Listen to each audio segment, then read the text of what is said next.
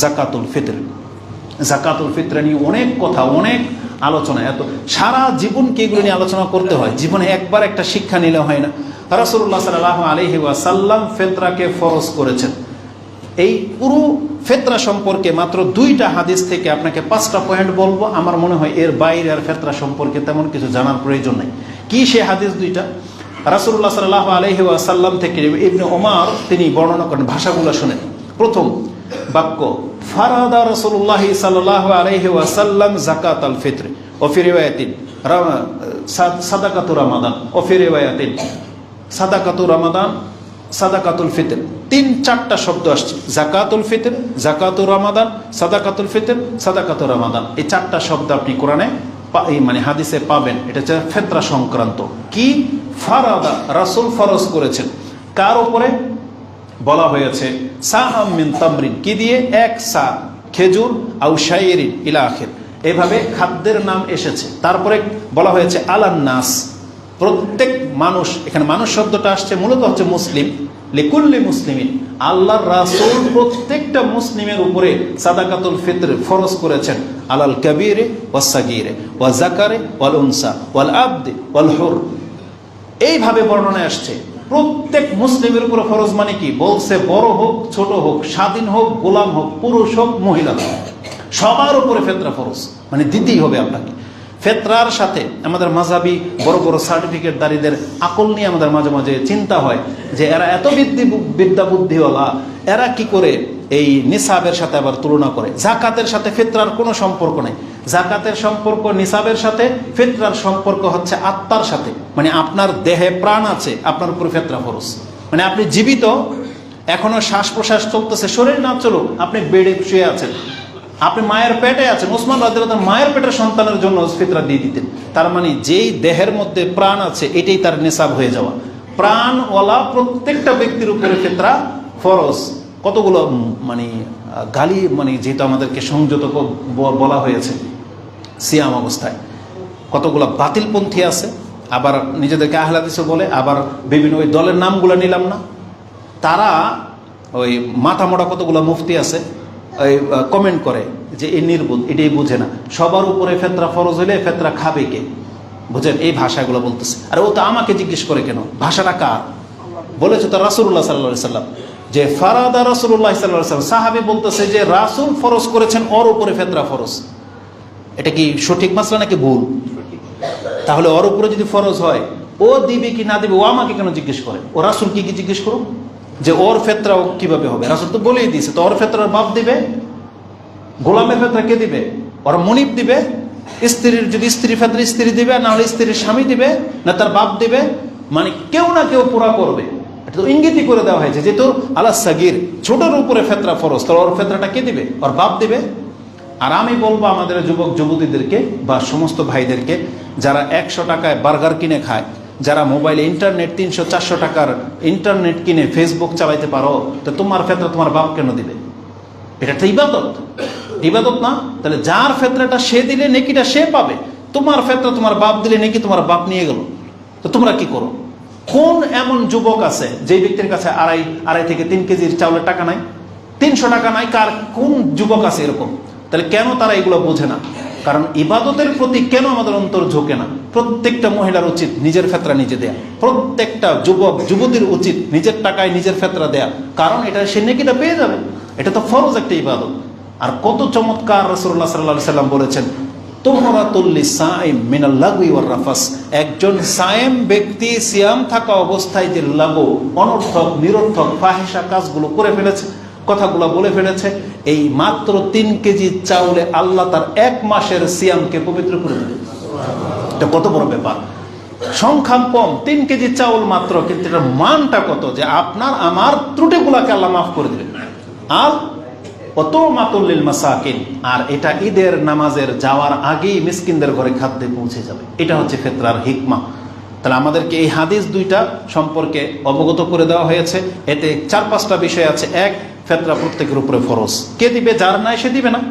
যখনই তার কাছে চলে আসবে তার থেকে তাকে দিতে হবে। ঈদের আগে যদি তার কাছে 10 কেজি চাউল চলে আসে, তার উচিত এখান থেকে 3 কেজি চাউল তার চেয়ে আরো নিচের গরিবকে দিয়ে দেওয়া। গরিবের নিচে গরিব নাই, দিয়ে দেওয়া। তারপর সে অন্যের ফেতরা খাক, কোনো সমস্যা নাই, কিন্তু এটা ইবাদত, এটা মাথায় রেখেন। আর যার নাই সে অপারক, তার ব্যাপারটা আল্লাহ সুবহানাহু ওয়া তাআলা দেখে নেবে, কিন্তু আপনাকে এটা ফরজ হিসেবে নিতে হবে, যে রাসূল ফরজ করেছেন। কি দিয়ে ফরজ বলছে? 1 সা খাদ্য দিয়ে। 1 সা মানে হচ্ছে একবারে মানে ঊর্ধ্বে 3 কেজি হয়ে যায়, তাহলে আপনি 3 কেজি ধারণ করতে পারেন, আল্লাহ যেটাই দেন। যে কোনো এক প্রকার খাদ্য 3 কেজি। আবার অনেকে এতটা আবার মানে পণ্ডিতি করে 3 কেজি দিবে, তার দুঃখ বেদনা এমন যে আমরা খামো ঈদের দিন বিরিয়ানি আর পোলাও আর খিচুড়ি, ওই চাউল খাবে গরিব। বলছে চাউল খাবে কি গরিব? তা এটা হচ্ছে তার বিবেক। তাহলে যেই ব্যক্তি, আমাদের কিছু ব্যক্তিদেরকে দেখেছি যারা ওই যে নাস্তাতে পিজা খায়, বুঝছেন, ঈদের দিনও ফুচকা টুচকা পিজা টিজা এগুলো খাবে, ও ফেতরা কি দিয়ে দিবে? পিজা দিয়ে দিবে? মানে আপনার বিবেক কি বলে? মানুষ এইভাবে রং তামসা করার বিষয় তো না, আপনাকে রাসূল ইসলামের ভাষাগুলো বুঝতে হবে। মূলত হচ্ছে যেই খাদ্যগুলো তার সময়কালের, তার রাষ্ট্রের মানুষ খেত, যেগুলো রিজার্ভ করে রাখতো, মূল খাদ্য যেটাকে ধরা হয়, ওই নামগুলো শুধু হাদিসে এসেছে। আর বাংলাদেশের খাবার কি হবে, ওই আফ্রিকার জঙ্গলের মূল খাবার কি হবে, ওগুলোকে রাসূল ইসলাম এক এক করে নাম করে উল্লেখ করে যাবে? এই যে রাসূল ইসলাম বলেছেন সা আম মিন তোয়াম, খাদ্য থেকে 1 সা খাদ্য, যেগুলো মানুষ আমরা খেয়ে থাকি। কি খাই আমরা? ভাত খাই, আমরা রুটি খাই। তাহলে যে যেটা খান সেটা আপনি 1 সা মানে 3 কেজি আপনার পক্ষ থেকে ধার্য করবেন। ওই মিক্স করে 3 কেজি না, হাফ কেজি আউলু, হাফ কেজি পেঁয়াজ, ওই 1 কেজি ডাল, 1 কেজি চাউল, এইভাবে তো আপনাকে বলা হয়নি। আপনার দায়িত্ব, আপনি যে চাউলটা খান সেটা আপনি 3 কেজি দিয়ে দেন। উনি বিক্রি করে প্রয়োজনে আলু কিনবে না কি কিনবে, ওনার ব্যাপার। আর খাদ্য দিয়েই ফেতরা দেওয়া সুন্নাহ। টাকা দিয়ে হবে কি হবে না সেই মাসলায় আমরা যেতে চাচ্ছি না, সেটা বড়দের ব্যাপার, তারা ফতোয়া দিয়ে থাকে। আমরা জীবনে কোনোদিন টাকা দিয়ে দেইনি, প্রয়োজনও হয় নাই। যদি কোনোদিন এমন সিচুয়েশন আসে যেখানে মানুষ খাদ্য নেবে না, টাকাই লাগবে তার, সেটা আমাদের ওলামাদের ফতোয়ার উপরে ভিত্তি করে পরে সিদ্ধান্ত নেওয়া যাবে। কিন্তু বর্তমানে পরিস্থিতি এমন হয় নাই, এখন বর্তমানেও খাদ্য নেওয়ার মতো পরিস্থিতি আছে। এই জন্য রাসূলুল্লাহ সাল্লাল্লাহু আলাইহি ওয়াসাল্লামের সুন্নাহটাকে যে যতটা বেশি প্রতিষ্ঠিত করতে পারবেন, বাক্য, শব্দ, ধরন, নিয়ম, ওগুলাকে মেনে চলবেন। আমরা এই জায়গাতে এসে অনেকগুলো মাসলা আসবে, আপনাদেরকে বলে দিই। হাদিসে আছে সকাল সন্ধ্যায় সাইয়্যিদুল ইস্তেগফার করতে হয়, তাহলে আল্লাহ সুবহানাহু ওয়া তাআলা ওই রাত্রে মরে গেলে তাকে জান্নাত দিয়ে দিবে। এখন আপনি প্রশ্ন করেন যে এই সাইয়্যিদুল ইস্তেগফারকে আমি সাজদায় পড়তে পারবো না হুজুর? আপনি প্রশ্ন করলেন কেন? যেখানে যেটা আছে এটাকে ওইভাবে রাখাটাই হচ্ছে সুন্নাহ, ওইখানে রাখাটাই হচ্ছে সঠিক ইত্তেবায়ে সুন্নাহ, মানে আপনি অনুসারী। আপনি আপনার মতো করে জায়েজ তো করা হয়েছে, করেন না, কিন্তু আপনার মাথাতে সবসময় খালি অতিরিক্ত চিন্তা যে আমি এটা করতে পারবো না, এটা করলে ক্ষতি হবে, আমি এটাকে বলতেছে যে আমি 1000 বার এই সাইয়্যিদুল ইস্তেগফার করতে পারবো না। কেন আপনার চিন্তাগুলো আসে? বর্ণনা কি নাই? যেইভাবে যা বর্ণনা আসছে সেটা মেনে নেওয়াটাই হচ্ছে উত্তম চরিত্রের অধিকারী হওয়া। এই জন্য আকবারায় কোনো কাজ করতে যেন না। হাদিসে আছে যেটা আপনি সেটা করেন। 1 সা খাদ্য দিয়ে ফেতরা দেওয়ার চেষ্টা করবেন। আমি আবারও বলি, যুবকরা আছে, নিজে যদি নেকি কামাইতে চাও তাহলে নিজের টাকা দিয়ে ফেতরা নিজেই দেওয়া উচিত। এটা সময়কাল কি? ঈদের আগে। মান আদ্দাহা ক্বাবলা সালাহ ফাকাদ, বলা হয়েছে মান আদ্দা ক্বাবলা সালাহ ফাহিয়া যাকাতুন মাকবুলাতুন, যেই ব্যক্তি নামাজের আগে ফিতরা দিবে তারটা যাকাতুল ফিতরা বলে গণ্য হবে। ওমান আদ্দাহা বাদা সালাহ ফাহিয়া সাদাকাতুম মিনাস সাদাকা, তাহলে তার এটা সাধারণ দান হিসেবে গণ্য হবে, ওটার ফিতরার নেকি হবে না। তার মানে বোঝা যাচ্ছে যে সাধারণ দানের চাইতে ফিতরার নেকি বেশি। যেমন কুরবানি, সাধারণ গোশত কাউকে খাওয়ানো, ওর চাইতে কুরবানি করে খাওয়ানো এটা বেশি নেকি। এই জন্য কুরবানির দিনের ওই একই হুকুম বলা হয়েছে। মান যাবাহা ক্বাবলা সালাহ,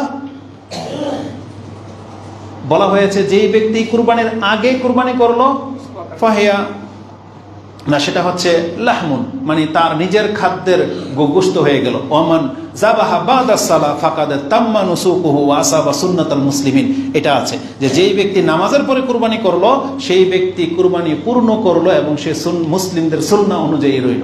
ঠিক ফিতরার একই ভাষায় হাদিস এসেছে যে নামাজের আগে দিতে হবে, পরে দিলে নষ্ট হইল না, মানে আপনার একটা সাধারণ দানের নেকি হবে, কিন্তু ফিতরার নেকিটা আপনি আর পেলেন না। এই জন্য রমজান এই ঈদের নামাজের যাওয়ার আগেই আপনাকে পুরা করে দিতে হবে। এই ক্ষেত্রে সতর্কতা মূলত কেউ যদি 1 দিন কি 2 দিন আগে জমা করে দেন, এবং কেউ যদি এটা জমা রাখেন, যেমন আজকে এই মসজিদের কমিটি বিভিন্ন জায়গায় আমরা দেখেছি আহলে অঞ্চলগুলোতে একটা মসজিদে সবার ফেতরা কালেকশন করা হয়, মানে এগুলোকে রিজার্ভ নেওয়া হয় এক সপ্তাহ আগে থেকেই।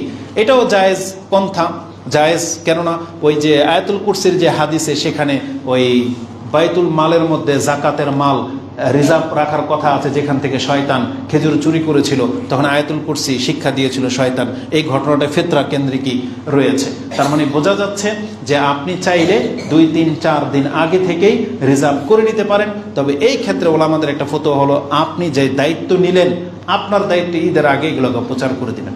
এখন কেউ যদি বলে যে আমি ঈদের পরে আসবো, তো তার নামে পার্সেল রেখে এটাকে আউট সরাই ফেলে দিন, মানে এটা দেওয়া হয়ে গেছে। এভাবে আপনি করতে পারেন, তবে গরিমসি করবেন না, যেটা অনেক মোরলরা করে থাকে নাকি, তারা ফেতরা কালেকশন করে বন্টন করে ঈদের 1 সপ্তাহ পর। এটা সুন্নাহর খেলাফ, এটা চলবে না, এমনটা করবেন না। এমন দায়িত্বহীনতা থেকে তারা আপনি নিজের ফেতরা নিজে আদায় করে দেন, কারো হ্যান্ড ওভার করবেন না। এখন ফেতরা কি একজনকে দিতে হবে নাকি আপনার 3 কেজি চাউল 30 জনকে দিবেন? যেভাবে আপনার খুশি, প্রয়োজন অনুযায়ী। একজনকে যদি সব দিতে হয়, আমাদের ফ্যামিলির 5 জন 15 কেজি চাউল যদি একজনকে দিতে হয়, প্রয়োজন হয় দিয়ে দিবেন একজনকে। যদি মনে হয় যে না অনেক গরিব 1 কেজি 1 কেজি করে দিতে হবে, তাহলে আপনি জমা করে বন্টন করে দিয়ে দিবেন, এগুলো নিয়ে কোনো কথা নাই। তবে এর সাথে অতিরিক্ত যদি আপনি কিছু দিতে চান, ফেতরার মতো করে দেন। আপনার দরদ বেশি যেহেতু, তাহলে আপনি জাকাত থেকে কিছু টাকাও দিয়ে দেন। আর অতিরিক্ত যেহেতু আপনার মন বড়, এজন্য আপনি পোলাও চাউল, তেল, ঘি, মরিচ যা লাগে ওটা দিতে পারেন, কিন্তু এটা ফেতরা হিসেবে গণ্য হবে না। ফেতরা কোনটা হবে? যেটা আপনার 2.5 বা 3 কেজি চাউল, ওটার সাথে আপনি যা পারেন দেন, গরুর গোশত দেবেন, খাসির গোশত দেন, কোনো আপত্তি নেই, কিন্তু এটাকে ফেতরা বলে আপনি গণ্য করতে পারবেন না, এটা উচিত হবে না। আল্লাহ আমাদেরকে তৌফিক দান করুন।